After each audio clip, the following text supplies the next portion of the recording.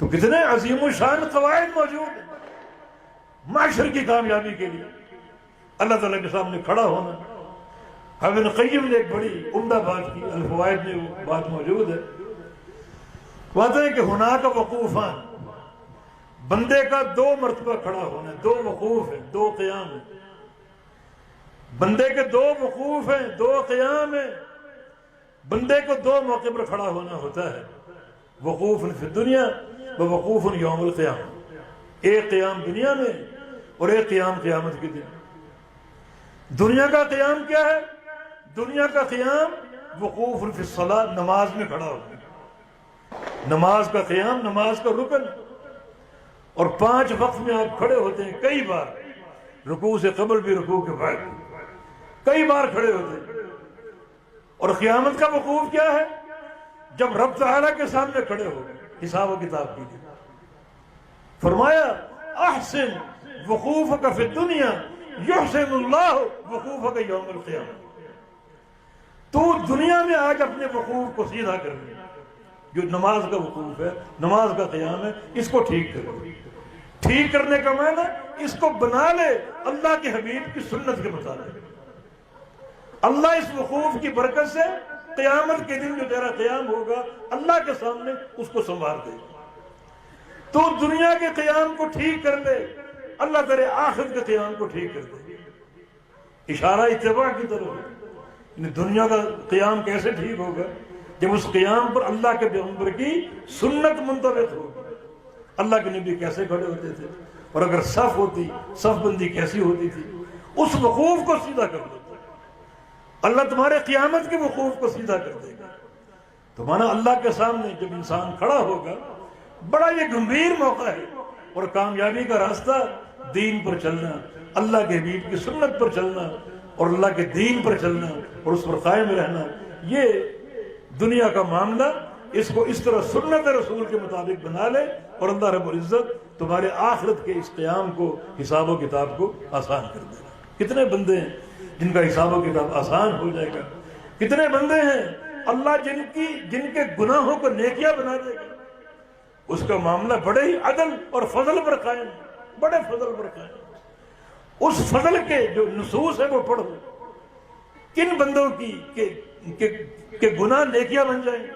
الا من تاب وآمن وعمل عملا صالحا فاولئک یبدل اللہ سیئاتہم حسنات۔ ایک بندے نے زندگی گزاری گناہوں میں، آج وہ توبہ کر لے، اللہ کی طرف رجوع کر لے، لوٹ آئے، سچی توبہ کر لے، اور توبہ کرنے کے بعد وہ عامل عمل صالح، وہ آمن، عقیدے کی اصلاح کر لے، توحید پر قائم ہو جائے، اور وہ عامل عمل صالح، نیک عمل شروع کر دے، پھر گناہ سرزد نہ ہو، پھر پیچھے کی طرف نہ جھانکے، اعمال صالحہ کے ساتھ آگے بڑھتا جائے، تو اللہ کیا کرے گا؟ صرف گناہوں کو معاف ہی نہیں کرے گا، بلکہ فاولئک یبدل اللہ سیئاتہم حسنات، اللہ ان بندوں کے گناہوں کو نیکیاں بنا دے گا۔ تو کیسے کیسے قواعد موجود ہیں، ان قواعد کو سمجھو اخروی کامیابی کے لیے۔ میزان کا مرحلہ ہے، وہاں کامیابی کیسے ہوگی؟ حوض کوثر ہے، یہ کن کو ملے گا؟ وہ لوگ جو اللہ کے پیغمبر کی سنت کے تابع تھے، بدعت سے بچنے والے، بدعتی لوگ آئیں گے، لیکن راستے میں ان کو گرفتار کر لیا جائے گا۔ اللہ کے نبی کہیں گے امتی امتی، ارے یہ تو میری امت، ان کو آنے دو۔ جبریل امین فرمائیں کہ انک لا تدری ما احدثوا بعدک، آپ نہیں جانتے انہوں نے آپ کے بعد کیسی کیسی بدعتیں جاری کی۔ تو حوض کوثر پر ایک بدعت انسان کا کوئی مقام نہیں، اسے نعمت نصیب نہیں ہوگی۔ یہ نعمت ان کو نصیب ہوگی جو اللہ کے پیارے پیغمبر کی سنت کی اتباع کرنے والے اور بدعت سے نفرت کرنے والے، نفرت بھی شدت سے ہو اور سنت کی اتباع بھی شدت سے ہو، انہیں حوض کوثر کا پانی نصیب ہوگا۔ پورے صراط کی گھاٹی بڑی گمبھیر ہے، وہاں بھی کامیابی کے اصول موجود ہیں۔ وہاں دو چیزوں کی ضرورت ہے، ایک قدموں کو ثبات، کیونکہ پھسلن ہوگی، مزلقتن مدحضتن، صحیح بخاری کے الفاظ ہیں، قدم پھسلیں گے اور قدموں کو قرار نہیں ملے گا۔ دوسرا وہاں تیزی چاہیے، قدم جم جائیں اور تیزی سے اٹھیں۔ کچھ لوگ بجلی کی طرح اس کو پار کر جائیں گے، نیچے جہنم کی آگ ہے، بڑی یہ خوفناک گھاٹی، اندھیرے ہی اندھیرے ہوں گے۔ تو وہاں دو چیزوں کی ضرورت ہے، قدم جم جائیں اور قدم پھسلے نہ۔ پھسل گیا تو انسان گیا، اور تیزی سے گزر جائے تاکہ پورے صراط سے گزرتے ہوئے جہنم کے شعلے ہیں اور یہ اس موقع کی طوالت ہے اس کے نقصان کا باعث نہ بن جائے۔ تیزی کے قواعد بھی موجود ہیں اور ثبات کے قواعد بھی موجود ہیں۔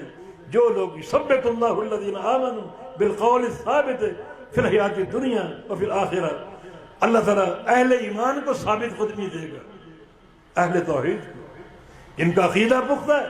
آج جن کے عقیدے میں اس بات ہے، عقیدے میں پختگی اور مضبوطی ہے، یہ پختگی اور مضبوطی پلے صراط پر مضبوطی کا باعث بنے گی۔ اور اگر عمل کی تیزی ہے، من ابطأ بعملہ لم یسرع بہ نسبہ، وہ صحیح مسلم کی حدیث ہے۔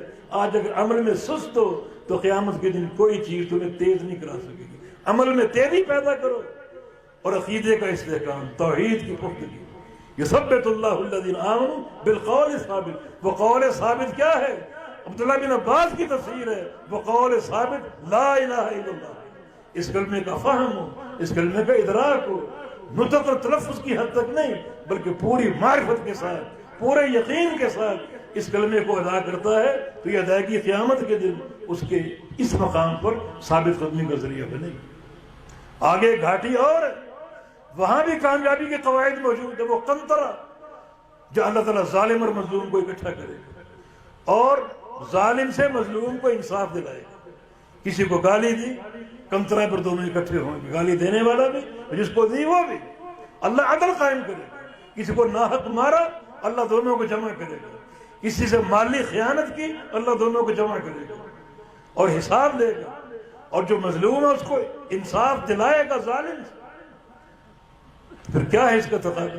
اس کا تقاضا یہ حقوق العباد کے معاملے کو سیدھا رکھو، اللہ سے ڈر جاؤ اس معاملے میں، حقوق میں کوتاہی نہ کرو، اللہ اپنے حقوق معاف